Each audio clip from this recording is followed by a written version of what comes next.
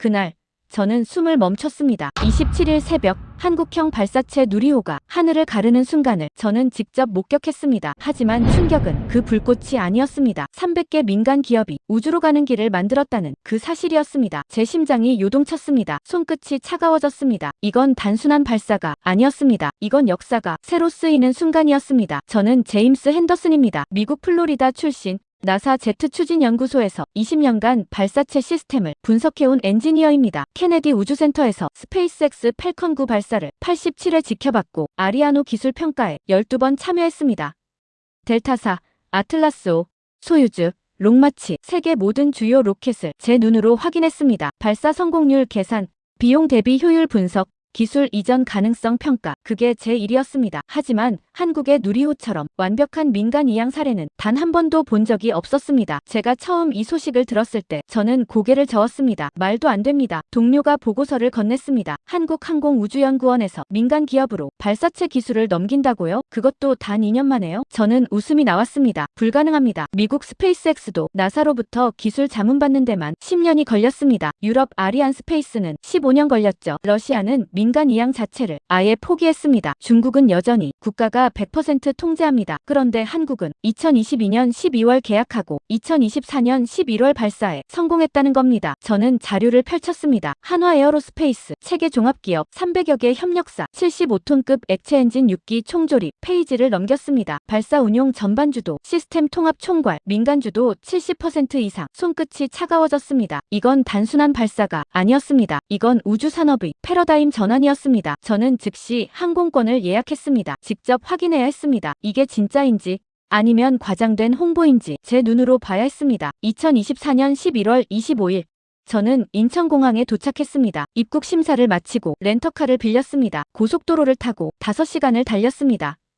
전남 고흥, 지도상으로는 한국 최남단이었습니다. 바다가 보이기 시작했고 공기에 소금기가 느껴졌습니다. 나로우주센터 이정표가 나타났습니다. 검문소를 통과했습니다. 경비원이 제 신분증을 꼼꼼히 확인했습니다. 나사 직원증을 보여주자 그제야 통과시켜줬습니다. 센터 안으로 들어갔습니다. 도로 양옆으로 소나무가 늘어서 있었고 멀리 발사대가 보였습니다. 2024년 11월 26일 새벽 4시 전남 고흥 나로우주센터. 새벽 공기는 차가웠고 바람은 초속 3m로 불었습니다. 기온은 섭씨 8도였습니다. 저는 관측동 3층에 서 있었습니다. 형광등 불빛이 복도를 비췄고 바닥에 리놀륨이 차갑게 빛났습니다. 창밖으로 보이는 누리호의 흰색 동체가 투광 조명을 받아 빛났습니다. 높이 47.2m, 무게 200톤, 3단 로켓. 멀리서 봐도 압도적인 존재감이었습니다. 1단 엔진 4기, 2단 엔진 1기, 3단 엔진 1기.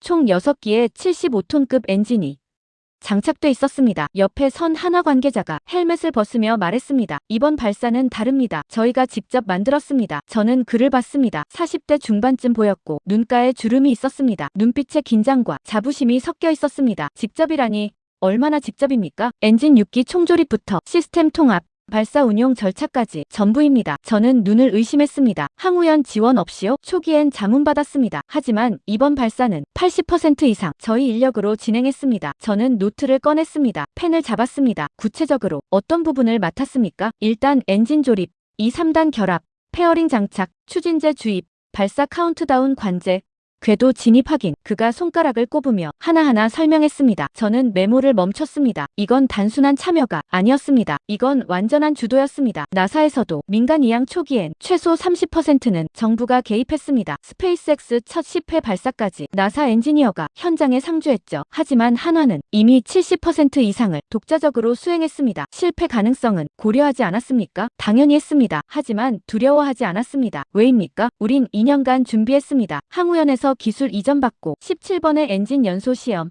32번의 시스템 점검, 128번의 모의 발사를 반복했습니다. 저는 숫자를 받아 적었습니다. 17회, 32회, 128회. 이건 훈련이 아니라 집착이었습니다. 발사 30분 전 통제실 안으로 들어갔습니다. 형광등 불빛이 차갑게 천장을 비췄고 모니터 20대가 일렬로 늘어서 있었습니다. 각 모니터마다 다른 데이터가 표시됐습니다. 엔진 상태, 연료 온도, 기상 조건, 레이더 추적, 통신 신호. 한화기술진 15명이 각자 자리에 앉아 키보드를 두드렸습니다. 헤드셋을 끼고 마이크에 대고 말했습니다. 화면엔 실시간 데이터가 빠르게 흘러내렸습니다. 산화제 충전율 98%, 연료 온도 영하 183도, 1단 추력 300톤, 대기압 1013헥토파스칼, 풍속 초속 2.8m. 모든 수치가 녹색으로 표시됐습니다. 이상 없음을 뜻했습니다. 저는 한쪽 벽에 기대 서 있었습니다. 숨소리조차 조심스러웠습니다. 발사관제센터장이 마이크를 잡았습니다. 50대 후반, 회색 머리, 검은테 안경, 목소리가 차분했지만 미세한 떨림이 느껴졌습니다. 최종 점검 들어갑니다. 통제실이 조용해졌습니다. 1단 엔진 상태 정상. 한 기술자가 즉답했습니다. 2단 페어링 정상. 3단 위성 탑재 정상. 추진제 주입 완료. 발사대 상태 이상 없음. 기상 조건 양호. 체크리스트가 하나씩 완료됐습니다. 녹색 불이 하나씩 켜졌습니다. 센터장이 심호흡을 했습니다. 발사 15초 전부터 카운트다운 시작합니다. 15초. 저는 창밖을 봤습니다. 누리호 하단부에서 하얀 연기가 피어올랐습니다. 초저온 연료가 증발하는 모습이었습니다. 액체 산소 온도 영하 183도. 대기와 만나면 즉시 기화됩니다. 10초. 가슴이 두근거렸습니다. 제 손이 떨렸습니다. 20년 경력의 엔지니어가 긴장하고 있었습니다. 5초. 주변이 조용해졌습니다. 숨소리마저 사라졌습니다. 3,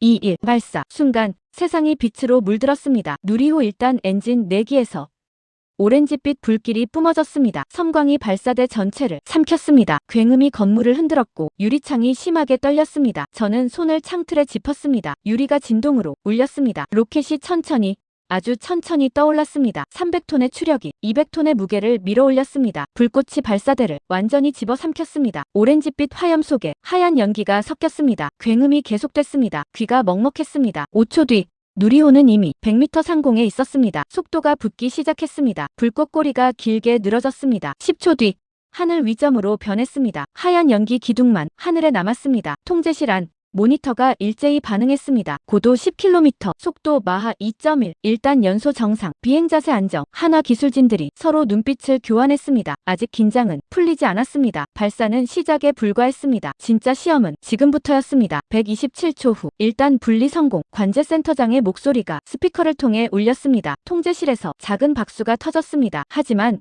아직 끝이 아니었습니다. 1단 엔진 4기가 임무를 마치고 분리됐습니다. 이제 2단 엔진 1기가 점화됩니다. 모니터를 확인했습니다. 2단 점화 성공. 고도 58km, 속도 마하 6.3. 누리호가 음속의 6배 이상으로 날고 있었습니다. 274초 후 페어링 분리 성공. 로켓을 감싸던 보호 덮개가 떨어져 나갔습니다. 이제 위성이 우주에 노출됐습니다. 대기권 진입 단계였습니다. 공기 마찰로 온도가 급상승합니다. 표면 온도 섭씨 1200도. 하지만 내부는 여전히 안정적이었습니다. 저는 데이터를 확인했습니다. 고도 250km, 속도 마하 15.3. 궤도 진입 80% 완료. 손에 땀이 났습니다. 20년간 수백 번 발사를 받지만 매번 긴장됩니다. 852초 후 3단 엔진 점화 성공. 마지막 단계였습니다. 3단 엔진이 위성을 목표 궤도까지 밀어올립니다. 고도 550km, 속도 마하 23.1. 지구 중력을 벗어나는 속도였습니다. 초속 7.8km. 이 속도면 지구 궤도를 돌 수 있습니다. 1026초 후 위성 분리 성공. 목표 궤도 진입 완료. 그 순간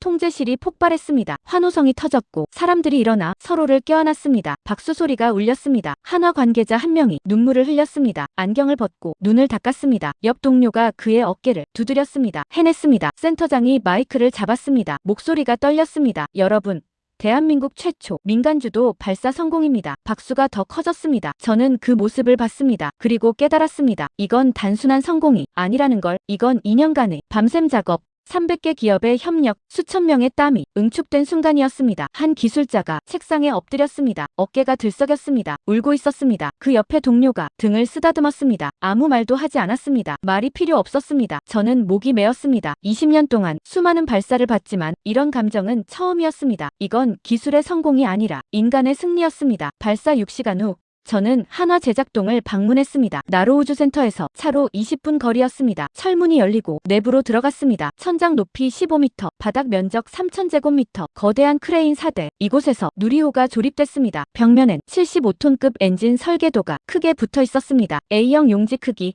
아니, 그보다 더 컸습니다. 저는 가까이 다가가 도면을 들여다봤습니다. 터보펌프, 연소실, 노즐 확장비, 냉각 채널, 점화장치, 모든 수치가 밀리미터 단위로 정확하게 기록돼 있었습니다. 터보펌프 회전수 분당 15,000rpm, 연소실 압력 60기압, 노즐 확장비 1대 40, 이건 단순한 도면이 아니었습니다. 이건 정밀 설계의 결정체였습니다. 이 엔진을 직접 만드셨습니까? 동행한 기술자가 고개를 끄덕였습니다. 30대 초반, 흰색 작업복, 안전모를 쓰고 있었습니다. 네, 6기 모두 여기서 조립했습니다. 항우연에서 배웠습니까? 2년간 배웠습니다. 처음엔 매뉴얼대로만 했습니다. 하지만 이제는 저희가 더 빠릅니다. 저는 눈썹을 치켜 올렸습니다. 더 빠르다니요? 항우연 방식은 안정성 중심이었습니다. 모든 공정을 3중 검수했죠. 시간이 오래 걸렸습니다. 하지만 저희는 양산성을 고려해 검수 방식을 개선했습니다. 자동화 검사 장비를 도입하고 공정을 30% 단축했습니다. 저는 말을 잃었습니다. 기술 이전받은 지 2년 만에 역으로 개선했다는 겁니다. 이건 단순한 복제가 아니었습니다. 이건 진화였습니다. 작업대 위에 엔진 부품 하나가 놓여 있었습니다. 터보펌프 블레이드였습니다. 손바닥만 한 크기였지만 무게는 3kg이 넘었습니다. 표면이 거울처럼 매끄러웠습니다. 저는 장갑을 끼고 조심스럽게 들어 올렸습니다. 차갑고 단단했습니다. 무게감이 확실했습니다. 이 부품 하나 만드는데 얼마나 걸립니까? 72시간입니다. 밀링 48시간, 열처리 12시간, 검수 12시간. 저는 손으로 만졌습니다. 표면에 미세한 홈이 정교하게 파여 있었습니다. 공기 흐름을 최적화하는 설계였습니다. 이 작은 부품 하나가 300톤 추력을 만들어냅니다. 0.1mm 오차만 나도 엔진 전체가 폭발합니다. 불량률은요? 0.3%입니다. 저는 숨을 들이켰습니다. 나사 평균 불량률이 1.2%입니다. 스페이스X가 0.8%, 한화는 0.3%. 이미 세계 최고 수준에 도달한 겁니다. 어떻게 가능했습니까? 자동화입니다. 사람 손이 닿으면 오차가 생깁니다. 그래 옆 작업대로 이동했습니다. 연소실 부품들이 가지런히 놓여 있었습니다. 냉각 채널, 분사기, 점화 플러그 하나하나가 예술 작품 같았습니다. 이 연소실은 어떤 재질입니까? 니켈 합금입니다. 내열 온도 섭씨 3000도, 무게를 줄이면서도 강도를 유지하는 특수 합금이죠. 국산입니까? 일부는 수입합니다. 하지만 70%는 국내에서 생산합니다. 포스코에서 개발한 신소재입니다. 저는 메모했습니다. 한국은 단순히 로켓만 만드는 게 아니라 소재부터 개발하고 있었습니다. 수직 계열화, 이건 스페이스X도 10년 걸린 과정입니다. 한국은 이미 그 길에 들어섰습니다. 다음 날 저는 전남 순천으로 향했습니다. 한화가 건설 중인 스페이스허브 발사체 제작센터를 보기 위해서였습니다. 고속도로를 1시간 달렸습니다. 순천 산업단지 안쪽이었습니다. 6만 제곱미터 부지. 축구장 8개 크기였습니다. 입구에 큰 간판이 세워져 있었습니다. 스페이스허브, 대한민국 우주산업의 미래.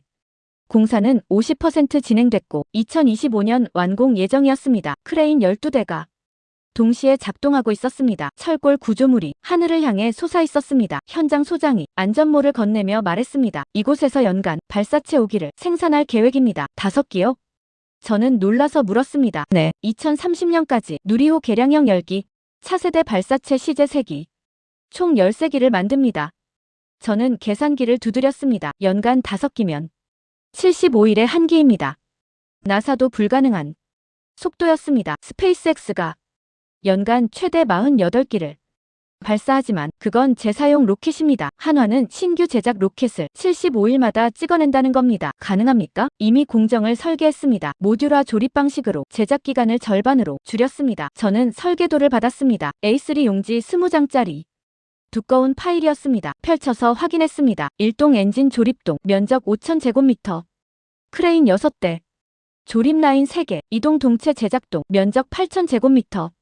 용접 로봇 12대. 도장 시설 1개.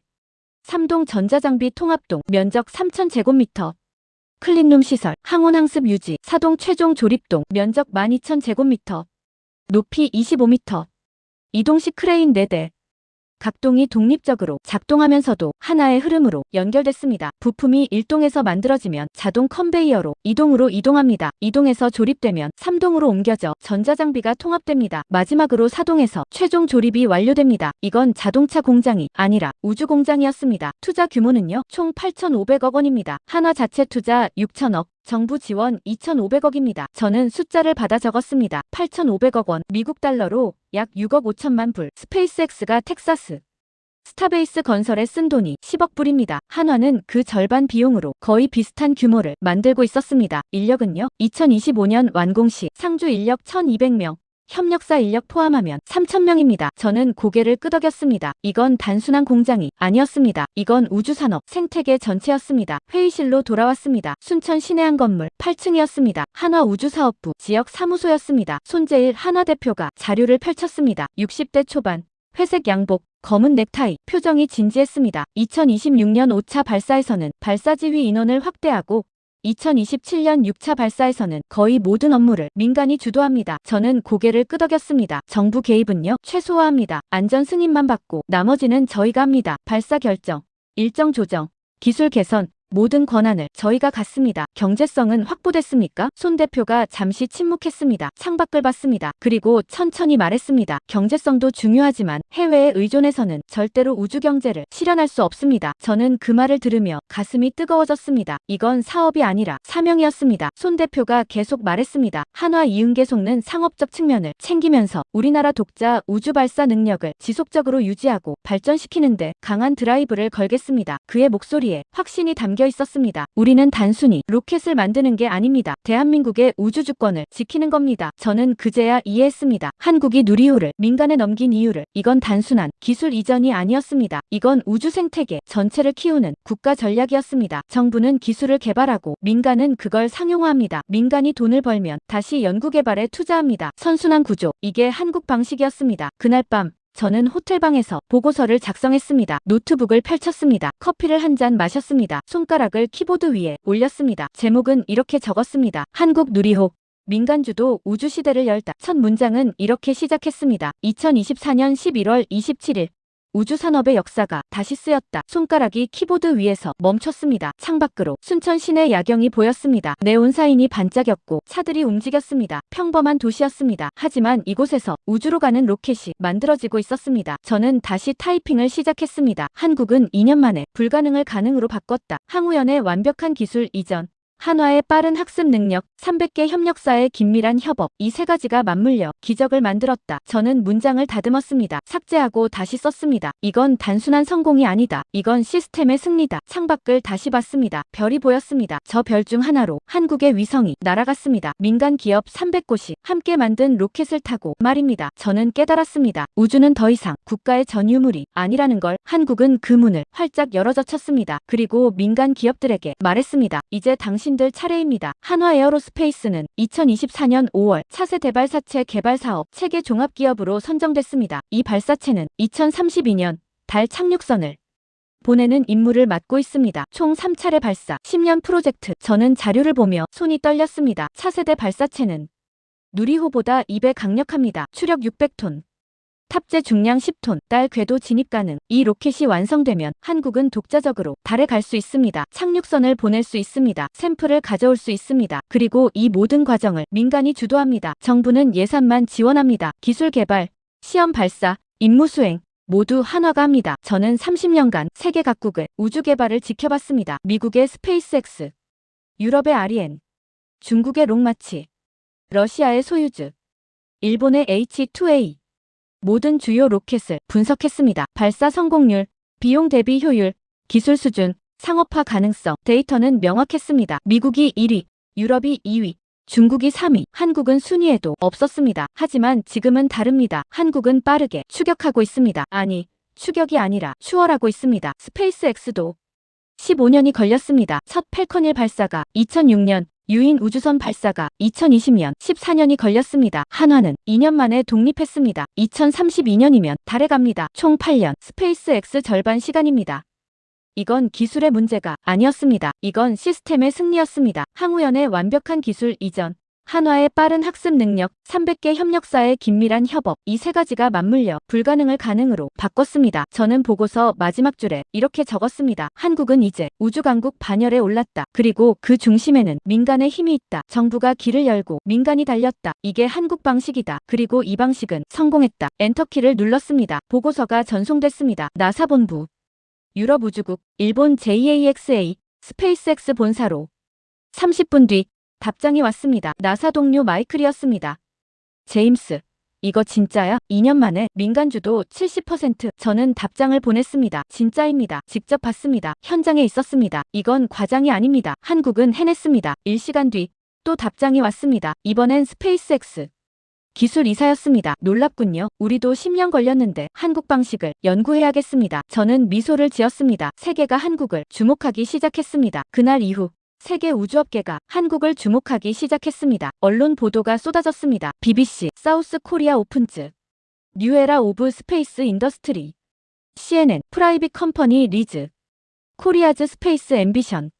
뉴욕타임스, 코리아즈 투이얼 미라클, 인 로켓 디벨롭먼트, 파이낸셜 타임스, 한화 에어로스페이스, 넥스트 스페이스X. 하지만 제가 본 건 단순한 성공이 아니었습니다. 저는 사람을 봤습니다. 새벽 3시에도 엔진을 조립하던 기술자의 손톱 밑에 기름때가 까맣게 끼어 있었습니다. 72시간 밤샘 후에도 웃으며 악수하던 연구원의 얼굴을 눈가에 다크서클이 짙게 내려앉아 있었습니다. 우리가 해냈다고 눈물 흘리던 관제센터 직원의 뒷모습을 어깨가 작게 떨리고 있었습니다. 그들은 돈 때문에 우주에 가는 게 아니었습니다. 자존심 때문이었습니다. 대한민국이 독자적으로 우주에 갈 수 있다는 그 자존심 때문이었습니다. 저는 30년 경력의 엔지니어입니다. 수백 개의 로켓을 분석했습니다. 수천 장의 설계도를 검토했습니다. 하지만 한국에서 처음으로 배웠습니다. 기술은 숫자가 아니라 사람의 의지라는 걸, 로켓은 추력이 아니라 꿈으로 날아간다는 걸. 그리고 저는 확신합니다. 2032년 한국의 달 착륙선이 달 표면에 내릴 때 그 착륙선 안에는 300개 기업의 땀이, 수천 명의 밤샘이,